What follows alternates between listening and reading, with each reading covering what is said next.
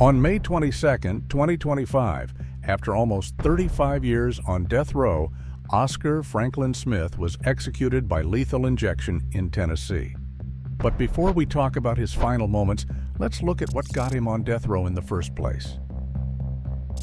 It was just after 11:20 p.m. on Sunday, October 1st, 1989, when a 911 call came into the Metropolitan Nashville Police Department.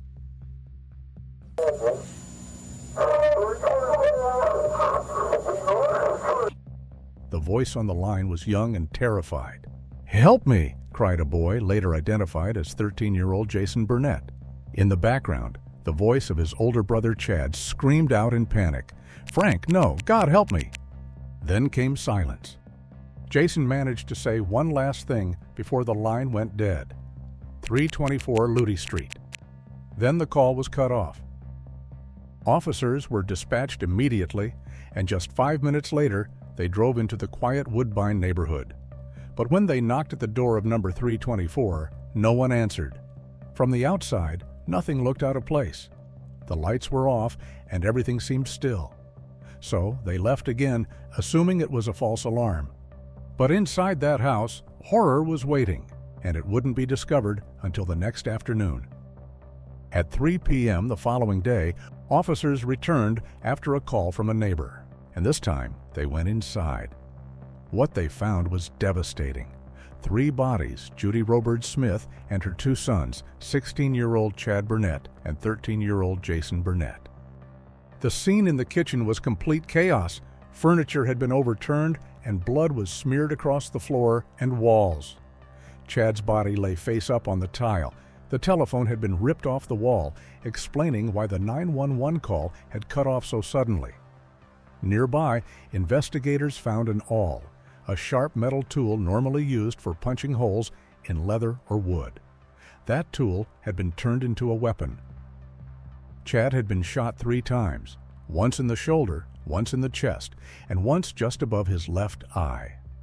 The last 2 were fired at point-blank range, and those were the ones that killed him. But that wasn't all. His body showed signs of a brutal struggle. He'd been stabbed multiple times in the chest, the back, and the abdomen. His neck had been slashed and his hands were torn with defensive wounds. He fought back, but it wasn't enough. In the front bedroom, Judy was found on her back with blood spattered across the wall. She'd been shot too, in the arm and the neck. That second shot was fired from close range, just 2 feet away, and it shattered her spine.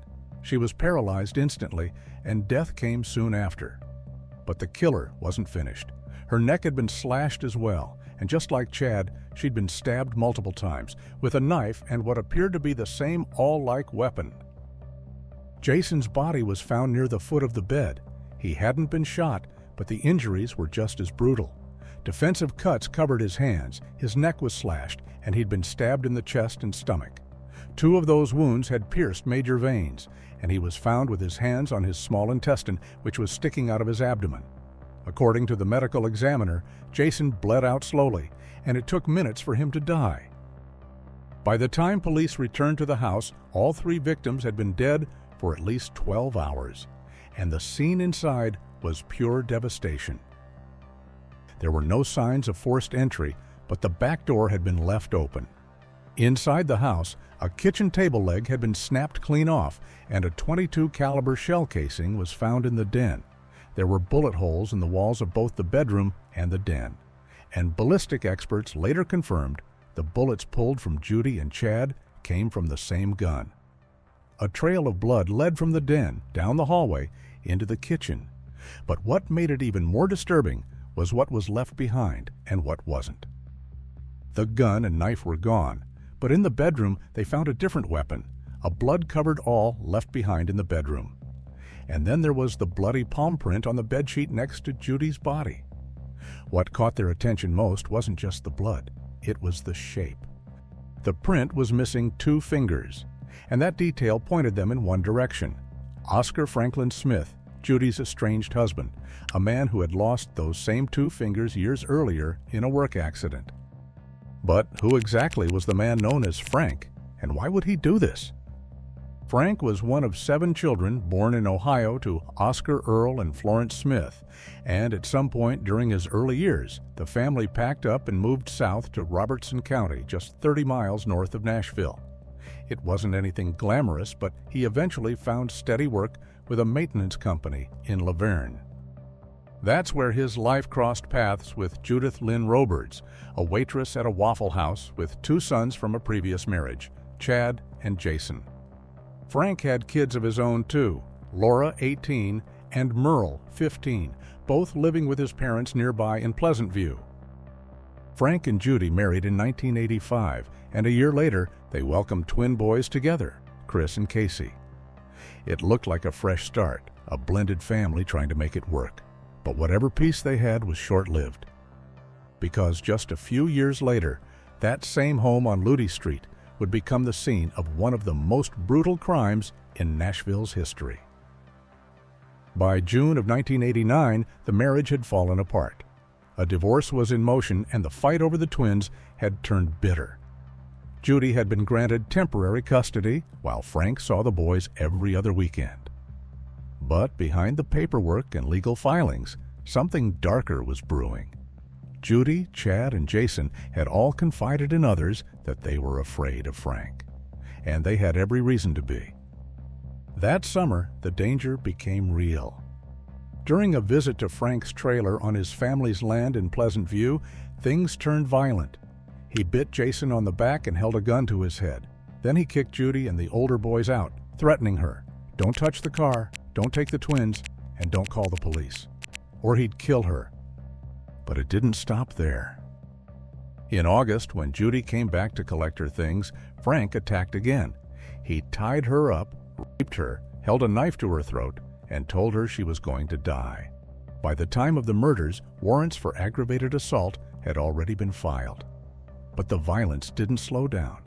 It escalated. He began calling her constantly at home and at work, and her coworkers overheard the threats. One of them remembered it clearly. Frank said he'd shoot her. He said he'd stab her, and he said he'd kill Chad and Jason too, because in his eyes, she treated them better than his own sons. In the final weeks before the murders, the threats turned even colder. While picking up the twins, Frank looked Judy's father in the eye and said, "You tell Judy, I've been playing with her with kid gloves, but now the gloves are coming off." And he meant it. Another time, he made it even clearer. If she ever left him, he'd kill her. Then investigators discovered something else. Frank had taken out life insurance policies on Judy and on her 2 older sons. And the picture started to come together. From the beginning, the evidence pointed straight at Frank, but at trial, it was the bloody palm print that prosecutors leaned on most. Crime scene investigators testified it matched Frank's hand exactly, especially since 2 fingers were missing, just like the print at the scene. But years later, a fingerprint expert hired by Frank's legal team challenged it. He said the original analysis was flawed, rushed, and in his opinion, there was no way to say for sure that print belonged to Frank. Still, the jury didn't need long. On July 26, 1990, Oscar Franklin Smith was found guilty of capital murder, and 2 days later, they sentenced him to death. His first execution date was set for December 3, 1990, but appeals kicked in quickly and put everything on hold. Since then, Frank has spent decades on death row at Riverbend Maximum Security Institution, and his legal team never stopped fighting.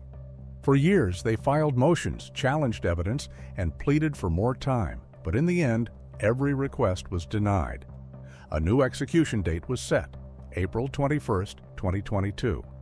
As the execution date approached, Frank chose not to select a method of execution. Tennessee law allows inmates sentenced before 1999 to pick between the electric chair and lethal injection. If they don't choose, the state goes with lethal injection by default. For what he believed would be his final meal, Frank requested a double bacon cheeseburger, deep dish apple pie, and vanilla bean ice cream. He enjoyed every bite of it, like a man making peace with his end. But just hours before the execution, everything changed. Governor Bill Lee issued a last-minute reprieve. He announced that a critical error had been discovered in the lethal injection protocol. The chemicals hadn't been properly tested for endotoxins, a step required to ensure they were safe to use. And because of that, Frank's execution was called off. Not just his, but every scheduled execution in Tennessee for the rest of the year. For the next 2 years, the Department of Correction tore the system apart and rebuilt it, eventually settling on a new method, a single drug protocol using pentobarbital. And that change reopened the door for executions to resume. For the 4th time in 35 years, Frank faced an execution date. This time, it was set for May 22, 2025. And once again, just like in 2022, he was allowed to choose a final meal. This time, Frank requested hot dogs, tater tots, and apple pie with vanilla ice cream. Under the state's updated protocol, the meal was delivered the night before the execution and had to be finished by midnight. On the morning of his execution, Frank lay strapped to the gurney, his hands still and eyes open. His spiritual advisor stood nearby, softly praying and singing the hymn, "I'll Fly Away."